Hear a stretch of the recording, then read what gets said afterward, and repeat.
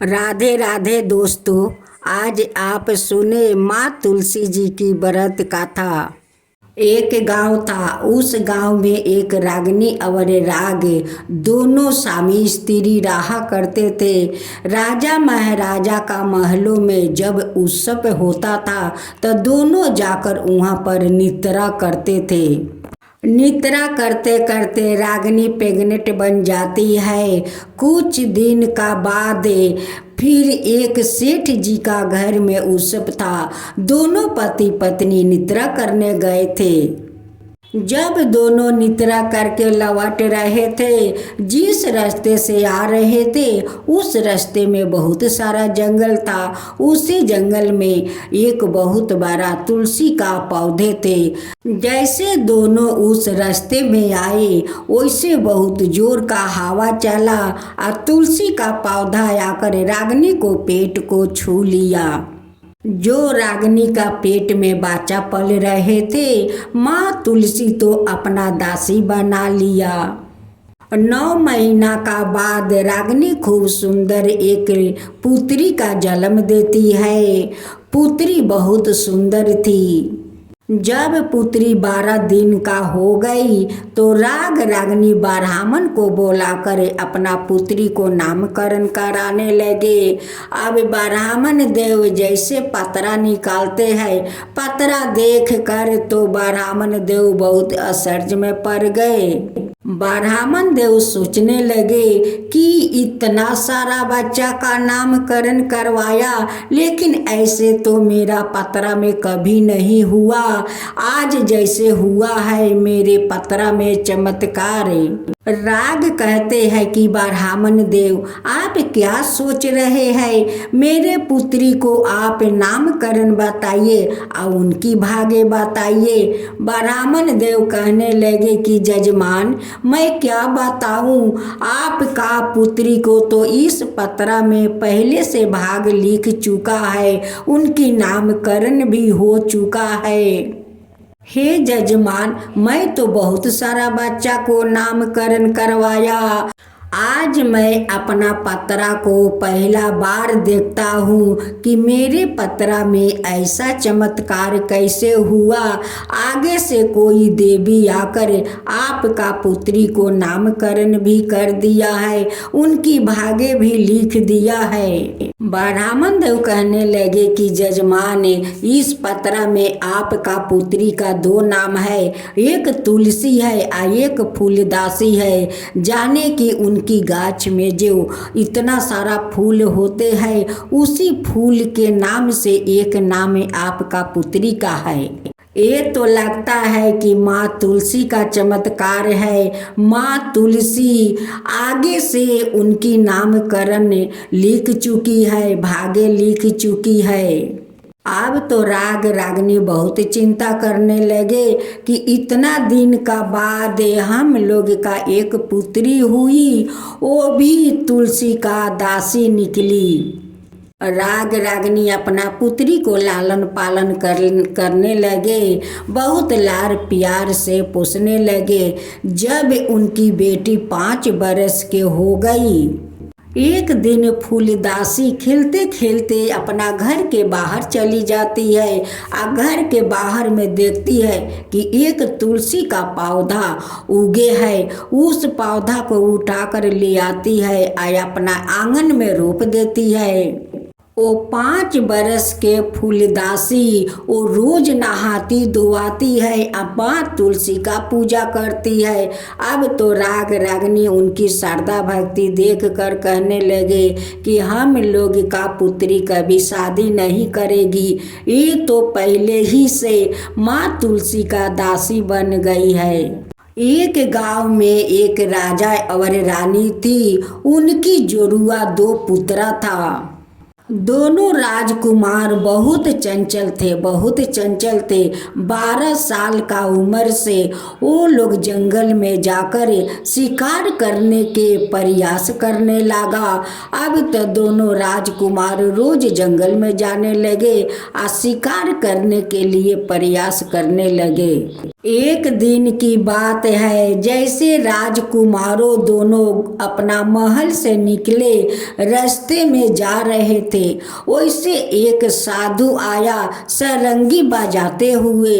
दोनों राजकुमार को नजर पड़ा, जाकर साधु को घेर लिया और कहने लगा कि साधु, मुझे इस सारंगी को दे दो, मुझे बजाना है। साधु बहुत प्यार से दोनों राजकुमार को समझाते कि बच्चों, अभी तो तुम लोग बहुत छोटे हो, जब तुम लोग बड़ा हो जाना तब सारंगी बजाना। अब तो राजकुमार जिद करने लगे कि नहीं, मुझे तो अभी सारंगी चाहिए, मुझे सारंगी दे दो। फिर साधु प्यार से दोनों राजकुमार को समझाया कि बच्चों देखो, जिद करना बुरा बात है, इतना जिद करना ठीक नहीं है बच्चों, तुम लोग बड़ा हो जाओ तब जाकर सारंगी बजाना। राजकुमारों कहने लगा कि जब तक साधु तुम मुझे सारंगी नहीं दोगे तब तक हम लोग रास्ता नहीं छोड़ेंगे। साधु का तो क्रोध आ गया। साधु कहने लगे कि ठीक है बच्चों, जब तुम लोग मुझे रास्ता नहीं जाने देते हो तो तुम लोग का तो अब मरना होगा। अब मैं तुम लोग का श्राप देता हूँ कि मर कर तुम लोग सांप का पेट में प्रवेश करोगे और एक दिन सांपे जन्म लोगे। साधु अपना कमंडल से जल लेते हैं और दोनों राजकुमारों को ऊपर छींट देता है। राजकुमार दोनों वहीं पर मर जाते हैं और दोनों को आत्मा निकल कर उस साधु को हाथ जोड़कर प्रणाम करते हैं कि हे साधु, हम लोग से बहुत बड़ा भूल हो गया है, आप मुझे क्षमा कर दो। साधु कहने लगे कि अब तो क्षमा तुम लोग का नहीं मिलेगा। जो जबान से शराब निकल जाता है वो आपस घूर कर नहीं आते हैं। तब दोनों राजकुमार को आत्मा कहने लगे कि हे साधु बाबा, हम लोग कब तक सांप का पेट में प्रवेश करेंगे, कब तक सांप का रूप में रहेंगे, कभी हम लोग मनुष्य नहीं होंगे, कभी मनुष्य रूप में नहीं आएंगे। तब साधु बोला कि तुम लोग आओगे जिस दिन तुम लोग का मुख में हीरा और मोती का सेवन करोगे, आए किसी देवी के सामने जाओगे, उसी देवी तुम लोग का वरदान देगी कि कब तुम लोग का मनुष्य रूप धरना है। हाँ राजकुमारों, लेकिन तुम लोग अपना महल कभी लौट कर नहीं जाओगे।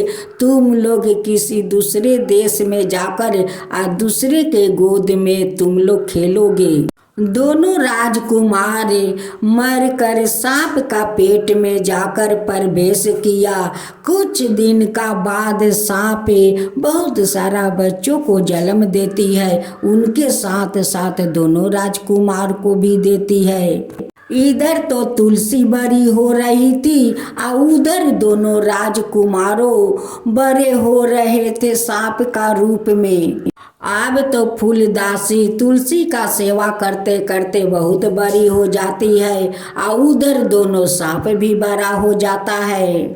फूलदासी जिस तुलसी के पौधा को सेवा कर रही थी, उस तुलसी के पौधे में उनकी बीच में हीरा और मोती पकड़े हुए थे।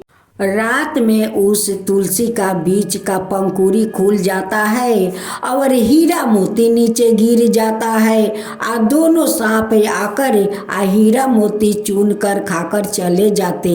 इस बारे में नहीं तुलसी का पता था और नहीं उनकी माता पिता को पता था। एक दिन माँ तुलसी अपना ध्यान में बैठी हुई थी और तुलसी का माला लेकर जप रही थी। उसी समय दोनों सांप उनके सामने जाते हैं और वहीं पर बैठ जाते हैं। जब माँ तुलसी का आंख खुली तो वो दोनों सांप पर नजर पड़ा। माँ तुलसी पहचान गई कि ये तो दोनों सांप नहीं है, सांप का रूप में तो ये दोनों राजकुमार है। माँ तुलसी सोचने लगी कि अब तो मेरी भक्त कभी शादी नहीं करेगी, वो तो मेरी दासी बन गई है। मेरा तो कुछ कर्तव्य बनता है कि मैं अपना भक्त के लिए कुछ कर सकूं, तो क्यों नहीं इस दोनों राजकुमार को मैं अपना भक्त को गोद में डाल दूं। माँ तुलसी फूलदासी का सपने में दर्शन देती है और कहती है कि हो फूलदासी, ओ फूलदासी, देखो तुम्हारा माँ तुलसी आई है। फूलदासी सपने में उठती है या माँ तुलसी का दोनों हाथ जोड़कर प्रणाम करती है और माँ तुलसी कहती है कि हे फूलदासी बेटी, आज तो मैं तुम पर बहुत प्रसन्न हूँ कि तुम मेरी इतनी सेवा करती हो, इतनी पूजा पाठ करती हो कि तुम अपना शादी नहीं करना चाहती हो बेटी, लेकिन मैं तुम्हें ऐसा कुछ वरदान देने वाली हूँ कि तुम्हारा सारा जीवन वो देखभाल करेंगे, तुम्हारा सेवा भी करेंगे। देखो फूलदासी, हमारा बात तुम ध्यान से सुनो। एक दिन तुम्हारे सामने दो सांप का बच्चा आएंगे, वो दोनों सांप नहीं होंगे, उसी सांप का रूप में वो दोनों राजकुमार होंगे। वही राजकुमार तुम्हारा गोद में दोनों खेलेंगे और बड़ा होकर तुम्हारा देखभाल करेंगे। दोनों राजकुमार तुम्हें माँ कहकर बुलाएंगे, तुम्हारा माता पिता का भी देखभाल करेंगे बेटी, माता पिता को देखभाल करेंगे। ये सारे बात सुनाकर माँ तुलसी सपने से अंतर्ध्यान हो जाती है। जब फूलदासी को आंख खुला तो अपना माँ के पास जाती है, ये सारे सपने के बात अपना माँ को बताती है। माँ कहती है कि बेटी ये तो सपना है, सपना में तो बहुत कुछ आदमी देखते हैं, लेकिन सपना कभी सच होते हैं, कभी सच नहीं होते हैं बेटी, ये तो तुम्हारा सपना है। उनकी पिता कहने लगे कि सपना भी सच हो सकता है, क्योंकि मेरे बेटी तो माँ तुलसी का दासी है, वो तो एक पुजेरी है, माँ तुलसी का सेवा करती है, हो सकता है सपना सच भी हो सकता है। उधर राजा रानी अपना दोनों राजकुमारों को बहुत ढूंढा, लेकिन राजकुमारों को कभी पता नहीं चला कि राजकुमारों दोनों कहाँ चले गए, क्या हो गए। राजा रानी अपना दोनों राजकुमार को खोने के कारण बहुत दुखी थे। एक दिन तुलसी माता उस रानी का सपने में दर्शन देती है और कहती है कि हे रानी, तुम माँ तुलसी का पूजा करो, तुम्हारा घर में संतान जरूर आएंगे। अब तो रानी का आंख खुला तो कहती है कि इतना सुंदर मैं सपना देख रही हूँ कि तुम्हारा संतान होगा। सब सपने के बात राजा से बताती है। अब तो सुबह उठकर रानी माँ तुलसी का पूजा करने लगी।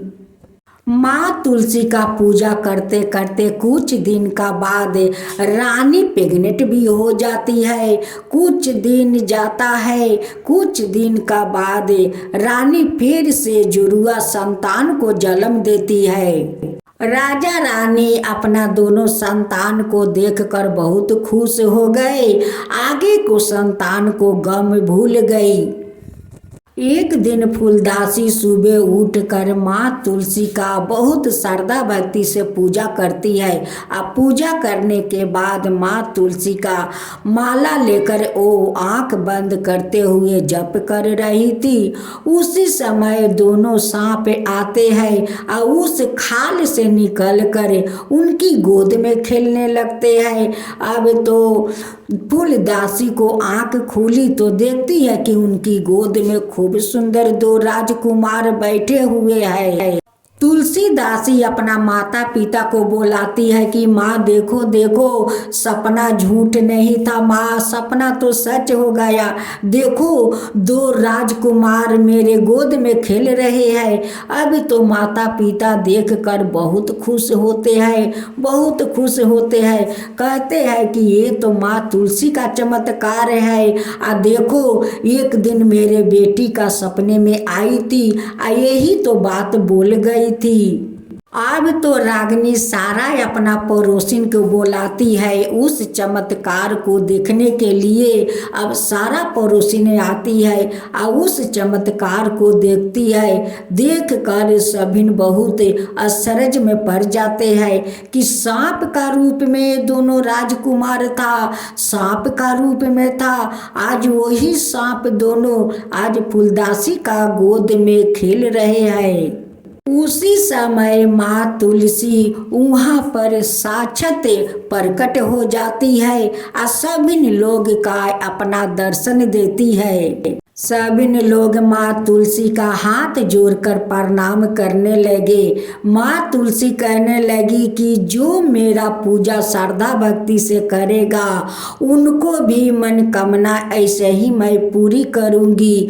जो मेरी सच्चा मन से पूजा करेंगे उनका भी मैं गोद भरूंगी, धन संपत्ति दूंगी, रोग दुख से मुक्त करूंगी। माँ तुलसी अपना दर्शन भी दिया, अपना वचन भी सुनाया और सुनाकर अंतर ध्यान हो गई। हे माँ तुलसी, आप जैसे उसे फूलदासी को आप दो पुत्र दिया, फूलदासी को अपना दासी बनाया, फिर भी उस राजा को जाकर आप संतान दिया, उनके घर में भी खुशियाँ लौटा दिया।